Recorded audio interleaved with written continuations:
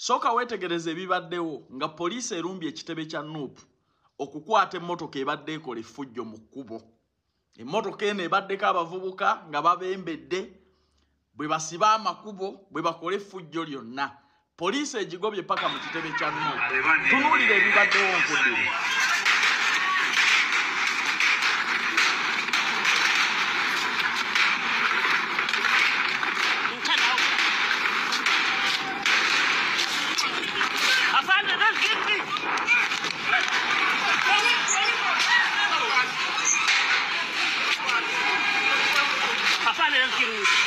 Bana asobola bano bakubyeyo 2 ne babona emiwabo.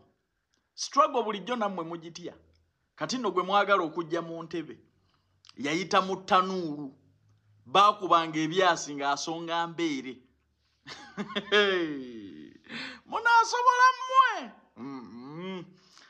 Sayini zonna ziraga nti temuliredde. Musajja bulijjo mutugamba nti abalumbemu abawulire.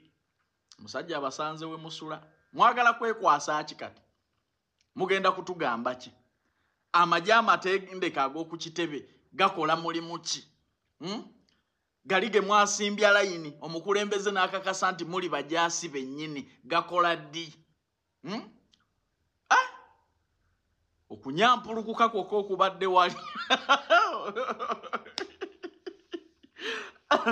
Anyway, bantu bange ebyo bye bibadde ku kitebe kavule. Omufere wa struggle gye yasimba amakanda munakola ekibiina mbw agenda kujjako Museveni era beeyita bayeekera. Ebyo bye bibaddeyo mu birabye bulungi. Abantu beepyetera emisinde giringa emisinde. Kale ayagala okugenda ebweru muntu wange nze nagamba nkukubiririza kukozesa buvubuka bwo okolerere obukadde bwo. Era emirimu gy'enkuwa giri mitala w'amayanja bakwetaaga kukola nga Kirina ku kisaawe kya Nnyonyi Dubai. Nammwe abawala babeetaaga kukola nga bakirina mu ggwanga lya Saudi Arabia. Salale mwenna ali $1,300,000 bakusuza bakuliisa bakujjanjaba. Saudi mugenda kulongoosa mu masomero, mizikiti na malwaliro. Dubai mugenda kukola ku bisaawe bya Nnyonyi abaana ab'obulenzi nga muli wakati w'emyaka 21 paka emyaka 42. Tunoonyeke wafa akasente kooteekamu nga visa ekuli mu ngalo. Ku noti 767 oba noti 746 54 18.